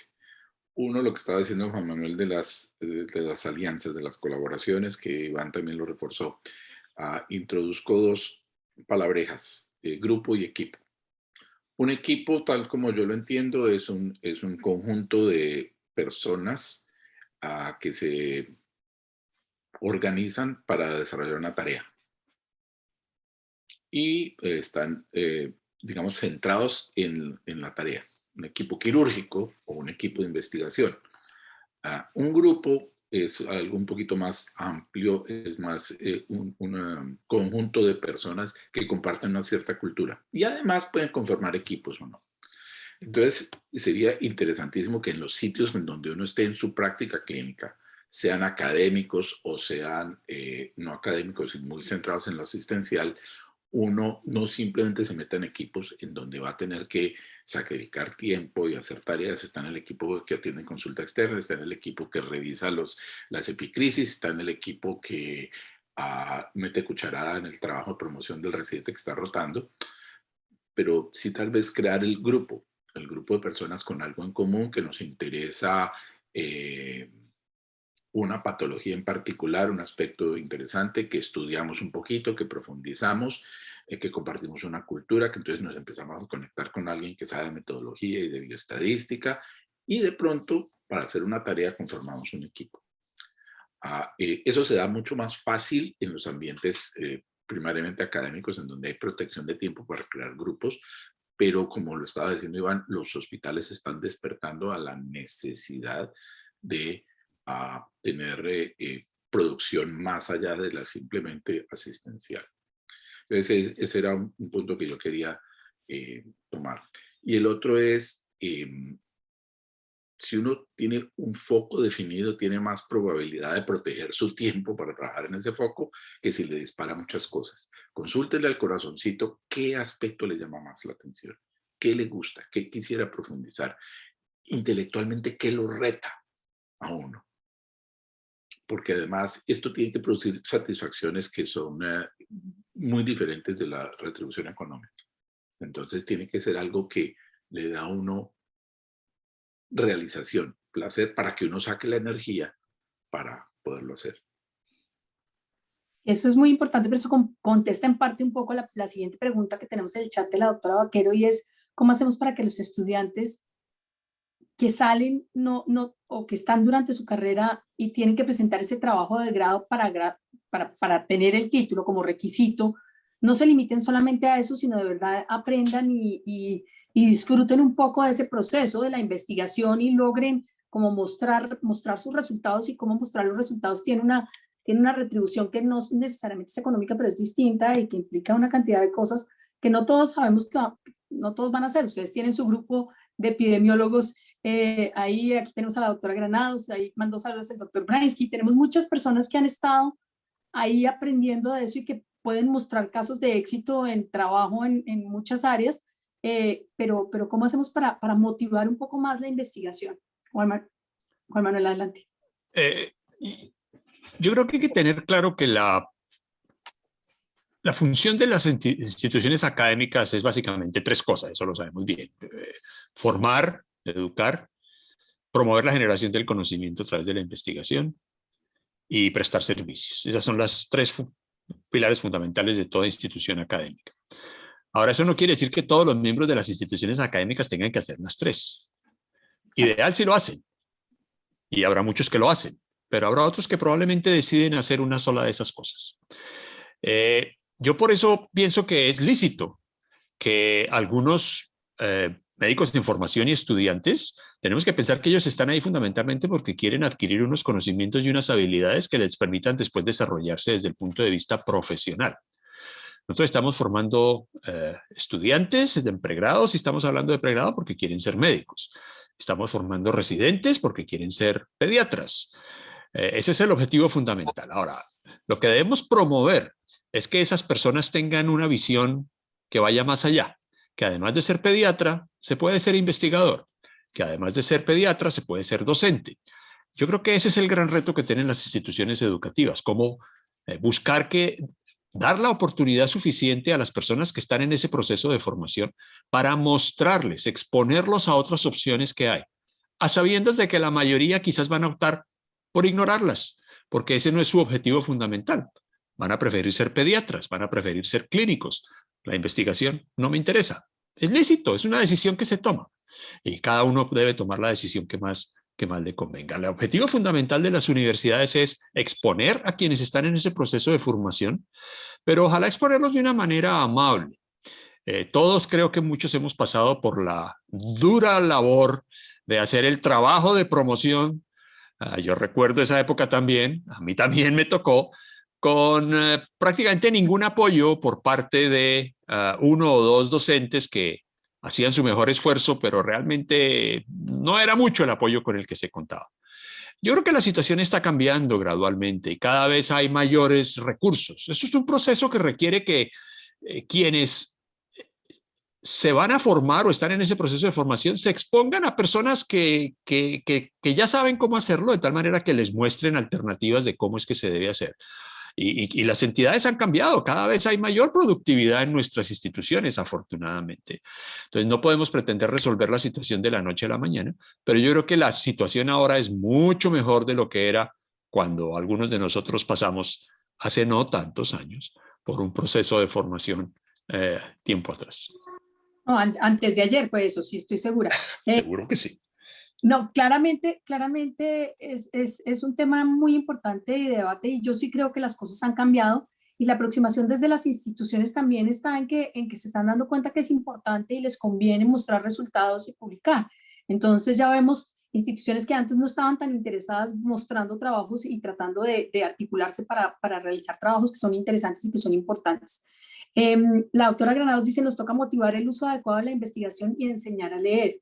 Porque en parte también no solamente, o sea, para poder publicar yo pienso que ella tiene toda la razón, tenemos que saber cómo aproximarnos a eso que estamos leyendo, cómo tener una visión crítica con respecto a lo que estamos viendo y a lo que estamos recibiendo, que viene además de muchísimos frentes ahora.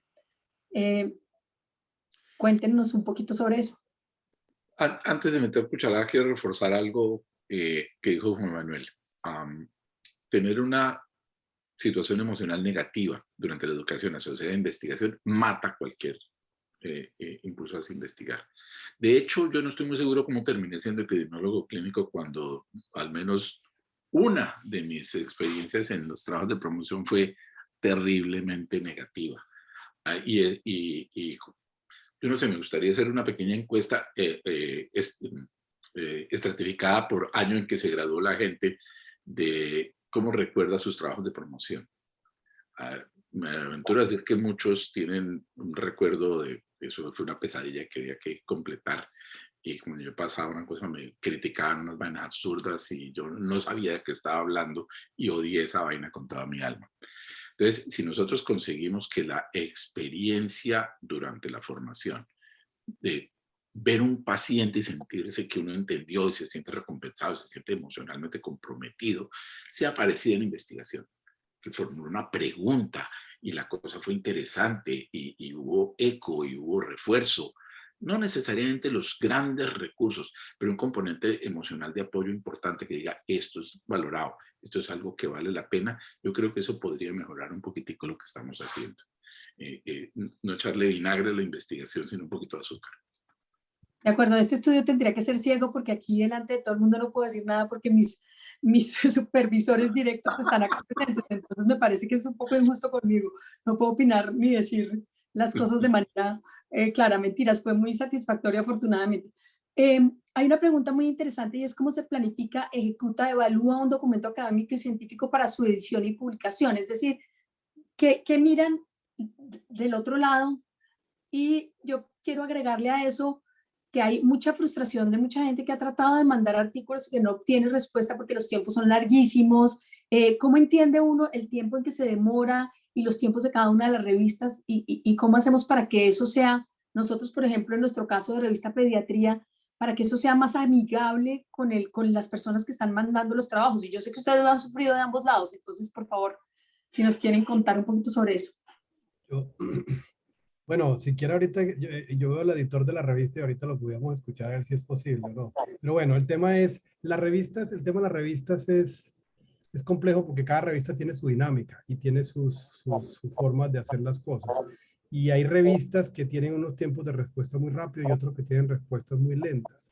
Particularmente en Colombia hay algunas revistas, muy buenas revistas, por cierto, con unos tiempos de respuesta terribles. Entonces, eso, como ya decía Juan Gabriel, además de la experiencia de que uno en el trabajo de investigación se le haya hecho terrible en pregrado, en el posgrado, para mí fue horrible también, Juan Gabriel, y tuve una experiencia, tampoco sé cómo acabé siendo epidemiólogo clínico e investigador. Con la revista es algo similar, hay residentes que preparan su manuscrito y hacen su trabajo de investigación y lo mandamos a una revista X, donde los tiempos de respuesta que pasan 6 meses, 1 año y la situación, no hay respuesta. Y uno escribe y no hay respuesta. Y eso, por supuesto, decepciona mucho. Las revistas, obviamente, de más alto impacto y más reconocidas en el mundo en general, JAMA, BMJ, Lancet, o ya en pediatría, Pediatrics y revistas de alto impacto, suelen tener respuestas mucho más rápidas. Es más, yo soy un fan de las respuestas, de los rechazos rápidos en la revista, porque le permite a uno, si se rechazó, pues vamos a otra revista y seguimos adelante. En general, hay que entender que los procesos de la publicación científica están, entre comillas, arcaicos. Se manda un artículo a una revista y toda la revista tiene que pasar por la revisión por pares, que muy bien se explicó previamente. Ese proceso tiene una piedra en el zapato grande y es los revisores por pares. Es decir, los árbitros, los revisores externos. Gran parte del tiempo que se demora un artículo en una revista, no todo, está dado por la identificación del revisor par, la invitación de esa persona a que revise el artículo y que esta persona lo evalúe y que esta persona envíe la evaluación. Y esos procesos duran meses y en algunos casos, infortunadamente, años. Y ese proceso de revisión par ha sido muy desastroso para los tiempos y es gran parte de la razón de los periodos que María Isabel menciona. Entonces, con cada revista es diferente. Como le digo, cada revista hay que seguir sometiendo y tratar de hacerle el artículo de la mejor manera, pero entender que detrás de eso hay un proceso que está en manos del editor, otro de parte de los revisores pares, luego vuelve al editor y luego el editor vuelve a los autores. Y recuerden que ese trabajo para los revisores pares, en casi todos los casos, es un proceso voluntario, gratuito, que el revisor par está haciendo, entregando su tiempo de manera voluntaria para revisar un artículo y proveer comentarios para mejorar el artículo o para tomar una decisión. En el caso de los editores, en algunos casos es pagos, en otros casos no. Entonces, entender que el tema de la voluntariedad ha sido también, entre comillas, criticado por algunos diciendo que la razón por la que esto se demora tanto es que los revisores hacen esto de su trabajo, de su tiempo libre, entonces, por lo tanto, si no hay un incentivo económico, es una discusión grande, por supuesto. Entonces, entender que el proceso no es tan fácil cuando va a la revista y que sí tenemos unos retrasos terribles en el tema de revisión por pares. Bueno, pues aprovechemos que tenemos aquí al doctor Fernando Suárez para que le abran por favor el micrófono que no está abierto y que nos hable un poco de eso. Gracias, doctora Auger. Buenas noches a mis Bienvenido, Fer. profesores. Muchas gracias, Me mi doctor alegra. Suárez. Muchas gracias y me alegra mucho ver al doctor Ruiz y al doctor Lozano. Es un honor además compartir con ellos, obviamente. Lo que menciona el doctor previamente es absolutamente cierto, es decir, la revisión por pares es uno de las talanqueras, digamos, de una de las barreras.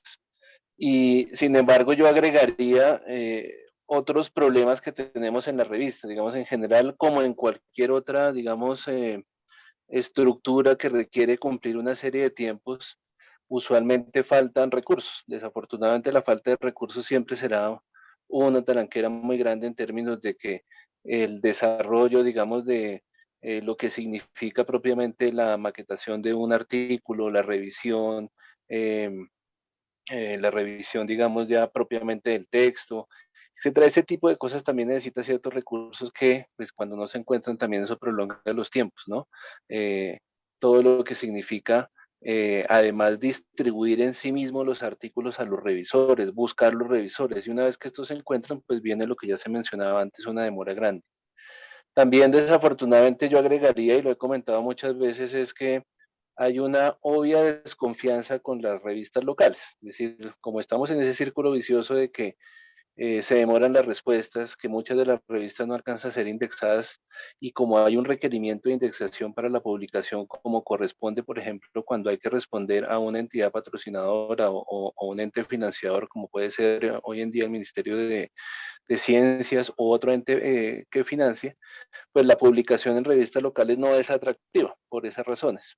Entonces eso conlleva un círculo vicioso en donde los artículos no necesariamente tienen la calidad esperada, los pares van a rechazar y así sucesivamente se conlleva un momento en el que la revista incluso puede prácticamente congelarse porque no hay artículos que le permitieran alcanzar una calidad para indexación y asimismo esos artículos pues están siendo, digamos, atrasados en sus evaluaciones. Entonces son muchas cosas, digamos, que hay que tener en cuenta y no son fáciles los procesos. Eso no significa, obviamente, que la existencia, digamos, y que la razón por la cual las revistas, desde el punto de vista, obviamente, académico y científico, no sigan luchando, digamos, contra esa serie de barreras. Y en parte yo siempre he hecho un llamado a confiar un poco más en las revistas. Obviamente, quien hace un artículo merece una atención por parte de la revista y que se le responda rápidamente. Pero, digamos, todos esos procesos a veces retrasan precisamente por una falta de recursos, por una falta de confianza, por una falta de, digamos, alcanzar cierto grado de indexación, pero no significa que no sea, por supuesto, una ventana importante para publicar, para poder, digamos, difundir toda la gran cantidad de buenos, digamos, resultados científicos que se producen en el país. Bueno, aquí manda un saludo especial a los profes y al doctor Iván Darío, bueno, y al doctor Suárez, me imagino que también la doctora María Lucía Mesa, que su experiencia en el trabajo de grado fue maravilloso, pero habla de una cosa que es un tema importante también y es el costo de publicar en revistas de alto impacto, o sea, de lo que significa eso en términos de costo. ¿Quién? ¿Juan Gabriel? Estás hablando de cuando vamos a publicar una revista de alto impacto de acceso abierto, en donde mi institución o yo tengo que asumir los costos de la publicación, o en general tratar de mandar un artículo al New England Journal con todo lo que eso significa de trabajo, de esfuerzo y coordinación. Porque Sí, ella está hablando de Open Access. Ella está hablando de Open Access. Ok, Open Access pues se está perfilando como el vehículo del futuro, del presente y del futuro. Además, a la velocidad con la que evolucionan los sistemas de comunicación e información, no me extrañaría que Open Access en 5 años haya evolucionado algo totalmente distinto. La idea es que en lugar de cederles mis derechos a unos editores, yo mantengo mis derechos, pero entonces yo tengo que asumir los costos de publicación. La gente puede tener acceso a lo que yo escribí, pero yo tengo que pagar por eso. En los países de ingresos altos eso funciona bien porque las universidades y los grants generalmente llevan incorporados los costos de publicación. La otra alternativa es que muchísimas revistas de alto prestigio que ofrecen acceso abierto también te pueden ofrecer publicación regular en donde tú no tienes que asumir los costos. Y la otra parte que no es una maravilla noticia, pero de todas maneras es cierta, es que la mayoría de las publicaciones de alto impacto que tienen Open Access ofrecen descuentos sustanciales en las tarifas a instituciones sin ánimo de lucro y a investigadores de países de ingresos medios y ingresos bajos. Creo que lamentablemente Colombia ahorita no califica como ingresos bajos, entonces los descuentos son menores en general. Perfecto. Estaban hablando de cómo hacer unas breves pautas sobre la planificación, ejecución y María Isabel, de pronto, qué pena, que yo creo que aquí hay un tema importante que quería aclarar porque sí. el tema, para completar, hay un tema que hay que decirlo aquí y probablemente algunas de las personas en el auditorio no lo tienen claro. Cuando se habla de revistas de acceso abierto, hay un riesgo grande que Juan Gabriel y Juan Manuel conocen, y yo sé que el doctor Suárez también, que son las revistas depredadoras, ¿cierto? Las revistas depredadoras son una categoría que algunos investigadores con menos experiencia lo consideran igual como un open access. Son unas revistas que cobran al investigador para publicar sus artículos. Sin embargo, se llaman depredadoras porque tienen unas tácticas técnicas de procesos de publicación que no son las adecuadas, las que se han explicado hoy. No siguen los pasos que hemos discutido, no tienen un proceso de revisión par completo o es completamente ausente, y su objetivo principal no es diseminar ciencia, sino recoger el dinero de los investigadores. El objetivo es económico. Hay toda una serie de características para identificarlo. El llamado es cuando vayan a escoger una revista, tengan mucho cautela y ojalá trabajen con investigadores que tengan una capacidad de ayudarles a identificar, y no todas las que dicen que son acceso abierto son verdaderas revistas científicas que cumplen los requisitos. Por supuesto, después le podemos mandar más información, María Isabel, para que esté interesado de algunas tácticas para considerar para que no caigan en la trampa de las revistas depredadoras. ¿Listo?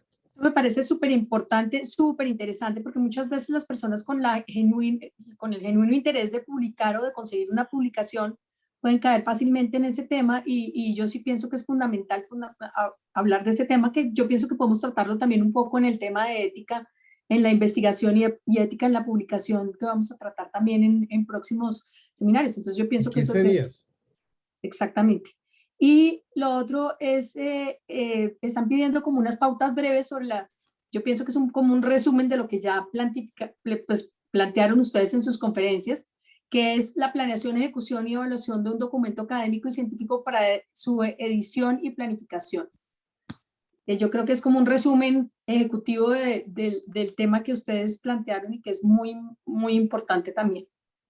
Entonces yo empieza por la pregunta de que hoy quiero publicar y por qué. Entonces sigue. Juan. Bueno, el punto es por dónde comenzar. Yo creo que lo que dijo Juan Gabriel es crítico, y es que para uno poder publicar, lo primero es que tiene que tener algo que valga la pena ser publicado. Y lo que vale la pena ser publicado, por supuesto, varía dependiendo fundamentalmente del blanco al que yo le aspire. No es lo mismo pretender publicar en una revista de las que se han nombrado, en JAMA o en el New England Journal of Medicine, que hacerlo en Pediatrics o que hacerlo sin demeritarlo en una revista nacional. Pero en todo caso uno tiene que tener algo que amerite la publicación en la revista a la que aspira a publicar. Ese es el punto fundamental. Ahora, ¿cómo lograr tener algo que valga la pena ser publicado? Si yo mismo no puedo hacerlo actuando individualmente, y vale la pena decirlo ahora, casi nadie publica individualmente, todas las publicaciones son producto de trabajo en equipos, entonces busquemos con quién aliarnos. Eso es algo de lo que ya hemos hablado. Las instituciones académicas deben tener como una de sus labores apoyar a los individuos que quieran hacer publicaciones. Entonces ahí podemos encontrar aliados importantes que me permitan a mí publicar. Yo vi en el chat una pregunta respecto a que, por ejemplo, ¿se puede publicar un reporte de un caso? Por supuesto que se puede publicar un reporte de un caso. De hecho, hay revistas no depredadoras que están dedicadas exclusivamente a publicar reportes de caso. Y yo tengo que buscarlas. y de pronto esa revista puede aceptar que yo envíe el caso que quiero publicar. Estoy seguro que la revista Pediatría tiene todavía abiertas sus puertas a la publicación de reportes de casos. Lo que ocurre es que no puede ser únicamente reportes de casos lo que se publique, porque para el propósito de la indexación es necesario que se publiquen también artículos originales y no solamente reportes de caso. Entonces, debo tener en primer lugar un sustrato que me permita a mí algún material que valga la pena publicar, y la forma de lograr ese sustrato es aliarme, si yo no lo puedo hacer de manera independiente, buscar aliarme con alguien que sí, que me pueda ayudar a lograr ese objetivo. Si quieren, yo puedo compartir con ustedes brevemente unas diapositivas en donde está la estructura, el esqueleto de cómo escriben un manuscrito del reporte de un artículo original, muy rápidamente. Por favor, compártelas, por favor. Entonces, compartir con alegría. Están, ay, Dios mío, acá. Entonces, empezar por algo muy importante. ¿Quiénes van a ser autores? No me voy a meter en la discusión de cómo se decide quién es autor, quién es primer autor. Eso es importantísimo, pero es mejor un minuto colorado que 100 descoloridos. Eso tiene que ser explícito, claro y al comienzo. Y dentro del equipo de autores va a haber alguien que sea como el redactor, alguien que se encarga de coordinar el manuscrito. Una de las peores estrategias es escribir a 8 manos. Eso termina siendo un mosaico que después alguien va a perder muchísimo tiempo tratando de convertirlo en un manuscrito coherente con un estilo coherente. Entonces, decidir quién va a ser la persona que recoge las ideas, las redacta, las trabaja, y decidir quiénes van a ser autores. Entonces, fíjense que yo estoy diciendo aquí quién va a ser el editor. Ok. Decidida esa parte, la estructura propuesta típica lleva estos componentes. Título. Entonces, hay estrategias para escoger títulos. Un buen título debe ser informativo, debe ser conciso, y cada vez más publicaciones le exigen a usted, deme un título que no pase de tantas palabras. Pero no tiene que ser llano y harto, tiene que despertar la curiosidad. Recordemos otra cosa importante: cuando la gente va a tratar de buscar información sobre un tema determinado, los algoritmos de búsqueda van a leer el título. El título tiene que tener las palabras claves por las que usted quiere que lo encuentren. Además, recuerde otra cosa: usted tiene un listado de palabras claves adicional. Entonces, no desperdicie pedazos del título poniendo palabras clave que van a estar ahí de todas maneras.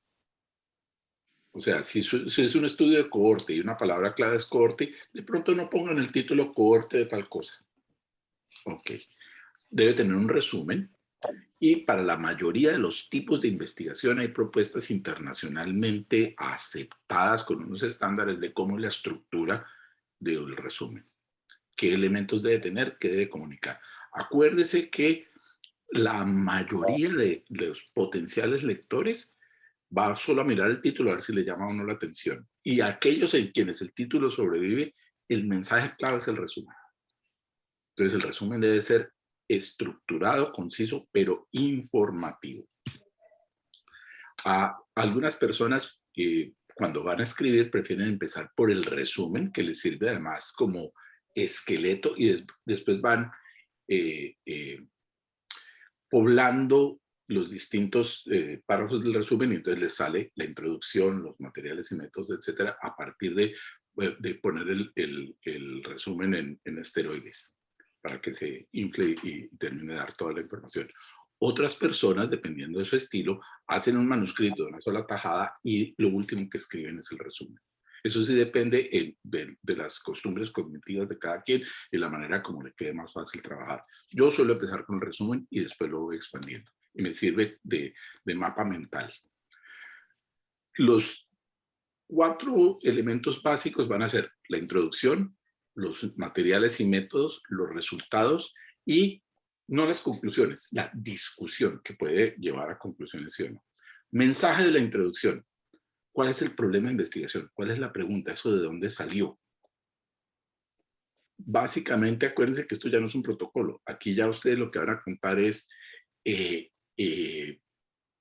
se ha hecho y qué es lo que yo estoy haciendo, por qué me estoy enfocando, por qué termino tratando de contestar esta pregunta. O sea, hay un vacío de conocimiento que yo he identificado, otras personas han intentado contestarlo y nosotros decidimos hacer este experimento aleatorio controlado para tratar de contestar esa pregunta. Materiales y métodos. Ya tengo una pregunta, ahora cuéntenme cómo la contesté, con cada uno de los elementos. ¿Qué herramienta usé para contestarla? ¿Qué diseño? ¿En quiénes? ¿Qué medí? ¿Por qué? ¿Dónde? Eso tiene que quedar tranquilo y conciso. Usen además modelos de otros artículos sobre temas parecidos y que han sido exitosos en comunicar y miren cómo estructuraron sus materiales y métodos. No los plagien, pero úsenlo como modelo para tratar de ver una manera eficiente de comunicar. Una vez que tenemos esas dos partes, que incluyen una descripción de los estrategias estadísticas, aquí estoy saltando en un pedazo muy importante, pero que debe venir o como un ítem separado, dependiendo de las instrucciones que tenga cada revista, o posiblemente como el epílogo de los métodos y es las implicaciones éticas de su trabajo. ¿Esto era investigación en seres humanos, sí o no? ¿Necesito consentimiento informado, sí o no? Etcétera. Eso es importantísimo que vaya antes de los resultados, o como un componente de los métodos, o como un ítem aparte.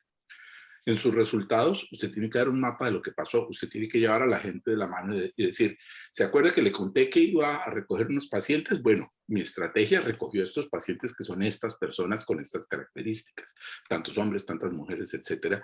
Brevemente, la información importante para entender quiénes son. Hubo unos que no pudieron entrar, de pronto yo tengo sesgos, valdrá la pena que yo le diga, estos fueron los llamados, pero solo estos los escogidos, son parecidos o son distintos. Yo tuve personas que se quedaron en el estudio y otras que las perdí. Hay diferencia, perdí sujetos que me van a enredar la vida y yo estoy comparando fumadores y no fumadores. ¿Cómo era la edad de los fumadores? ¿Cómo era la edad de los no fumadores? ¿Se parecen o son distintos? El estado civil, etcétera, etcétera. Y después digo, ok, ¿se acuerda que yo lo que quería era ver si fumar producía cáncer? Bueno, ya le conté quiénes eran los fumadores, quiénes eran los no fumadores, de dónde salió la gente, y ahorita mire la frecuencia de cáncer en los que fumaban, mire la frecuencia de cáncer en los que no fumaban. Hay otras explicaciones distintas de fumar que hubieran podido producir cáncer y me están confundiendo. Entonces, ayudado por un muy buen bioestadístico, hicimos un análisis ajustado y este es el efecto. Y usted acaba de contar eso. Esto es narración de hechos. Aquí usted no está explicando, aquí usted no está interpretando, usted está cogiendo números y convirtiéndolos en información. Tablas cuando se necesiten, no redundancia de tablas y texto. Gráficas rara vez son útiles. Sean supremamente parcos en el uso de gráficas. Y una vez que usted tiene todo esto, ¿se acuerda en la introducción que yo empecé una discusión? Empecé a contar que había un problema y que había lío y que yo iba a buscar una respuesta. Bueno, ¿encontré una respuesta? Sí, no, tal vez sí. Yo creo que mi estudio encontró una respuesta. Bueno, ¿cuál fue esa respuesta? ¿Me la creo? ¿Cómo contrasta con lo que otros han dicho, con lo que otros han encontrado? ¿Por qué creo que mi respuesta es la de verdad? ¿Qué fortalezas tiene mi estudio que me hacen pensar que mi respuesta es válida y es confiable? ¿Cómo se compara con otros? Si está de acuerdo, si está en desacuerdo, y tratar de entender por qué está en desacuerdo. Porque a mí me quedó bien hecho y estos tenían problemas, o yo tengo una limitación y estos no la tenían. Una vez que yo llego a ese punto, entonces cierro esto diciendo, ok, esto fue lo que encontré, posiblemente ocurre por esta cosa, tiene las siguientes implicaciones. Esto debería cambiar nuestra práctica, esto debería cambiar nuestra política, esto debería generar esta nueva interpretación. Siempre atenerse a hechos documentados y no a especulaciones. En la discusión la gente a veces se pone a delirar. No, eso está muy bien para un artículo de opinión, para una generación de hipótesis, pero la discusión, hay interpretación, hay un poquito de licencia poética, pero se tiene que ceñir a los hechos que usted encontró. Después una referencia bibliográfica y después materiales adicionales, tablas y gráficos, apéndices si son necesarios, y siguiendo las instrucciones que le está dando usted, las instrucciones para los autores de la revista a la que usted quiere publicar. Otra cosa, escribir una especie de manuscrito genérico y después tener que ajustarlo a cada revista es muy ineficiente. Identifique una o dos revistas que valgan la pena que usted quisiera publicar ahí y haga que su manuscrito sea adecuado para ser sometido a esa revista. Si se lo rechazan, entonces ya ve a ver qué hace. Pero no escriba un manuscrito genérico que después le toque reescribir para cada vez que usted va a tratar de presentarlo. Bueno, pues muy interesante. Además, deja de manifiesto el tema que hemos venido tratando nosotros aquí en Petit Comité, que es, tenemos que organizar un curso para esto. Entonces, yo sí pienso que se pone de manifiesto la necesidad que hay y me parece que es muy, muy, muy, muy importante. Así que vayan pensando cómo vamos a hacer porque nos vamos a aproximar a ustedes, porque yo creo que es una muy buena oportunidad. Ahí mandaron desde los residentes la última pregunta y yo creo que damos cierre porque ya nos estamos pasando del tiempo, pero podríamos quedarnos aquí como hasta pasado mañana. Si no estuviera de cumpleaños mi marido, yo creo que de pronto seguiríamos, no mentiras. Es de verdad muy interesante, qué delicias tenerlos aquí. El principal desafío para la generación de conocimiento en investigación para Colombia, ¿cuál es? ¿Qué nos recomiendan a los residentes que estamos empezando investigación? ¿Y qué creen que para hacer investigación de alta complejidad es necesario salir de Colombia? O sea, vamos a hablar con dos personas que en este momento están por fuera y con unos dos, que es el doctor Fernando Suárez y el doctor Flores, que claramente están acá. Entonces, ¿qué perspectiva tienen con respecto a eso y qué podemos hacer para modificar esa? Yo comienzo por lo último. ¿Hay que estar fuera? No. La mayoría de mis publicaciones las hice y continúo haciendo publicaciones no trabajando directamente en el sitio, pero porque mantengo relaciones con individuos que sí están en el sitio. Entonces, no hay que estar fuera para hacer publicaciones relevantes. La mayoría de mis publicaciones, y espero que en el futuro sigan presentándose así, no son hechas fuera. Fueron hechas las publicaciones y las investigaciones fueron hechas en el país. Hay que reconocer qué puede hacer uno y qué no puede hacer. Y cuando uno no puede hacer algo, busca quién lo puede hacer con uno. Y uno tiene que aprender, pasar por un proceso de aprendizaje. Y el primer artículo que yo escribí no lo escribí solo, lo escribí con alguien que me corrigió y me enseñó cómo corregirlo. Juan Gabriel mencionó algo muy importante que creo que es válido no solamente para todo tipo de escritura y se aplica por supuesto a la escritura de artículos científicos. Aprendamos de los buenos ejemplos. Un buen escritor tiene que ser buen lector. Un buen escritor de artículos científicos tiene que ser un buen lector de artículos científicos. Tiene que poder identificar, hombre, este artículo, qué bueno, lo entendí, me gustó, lo explicó de manera clara. Pues guarde ese ejemplo y sígalo en el futuro. Pero yo creo que cuando uno está en formación tiene que, acuérdense, el que a buen árbol se arrima, a buena sombra lo cobija, eso se aplica aquí 100%. Busquen, estoy seguro que en sus instituciones habrá quien los apoyen para poder arrancar. Acá tenemos mucha gente en la audiencia, además, que no sé si todavía está el doctor Pablo Vázquez. Hay mucha gente que ha publicado y que publica muchísimo y que tiene muy buena experiencia en ese sentido, y lo que tenemos es que buscar la forma de ser generosos en ese conocimiento y ustedes además gracias porque siempre lo han sido.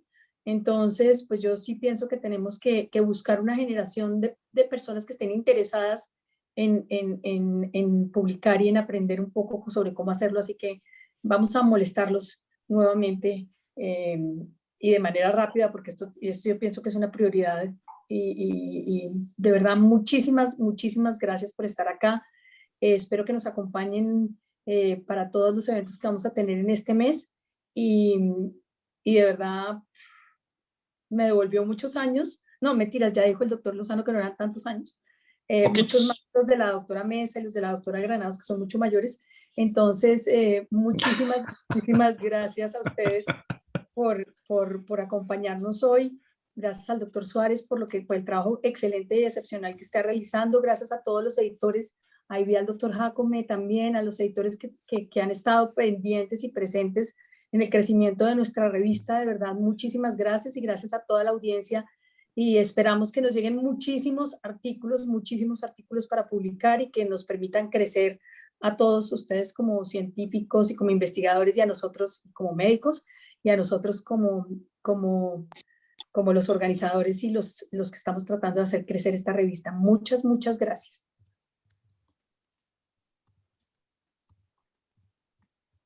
Gracias por la Abrazo invitación. grande. Un placer Bueno, verlos, un Juan placer. Gabriel y Juan Manuel. Qué gusto verlos a todos. Abrazo virtual. Qué rico. Ay, sí, tienen que venir y cuando vengan organizamos algo presencial. Esto virtual es muy harto, pero pues gracias a eso los podemos tener aquí de verdad. Muchas gracias. Muchas gracias por la invitación y un placer verlos a todos. Un abrazo grandísimo. Mil gracias. Hasta luego y que descansen.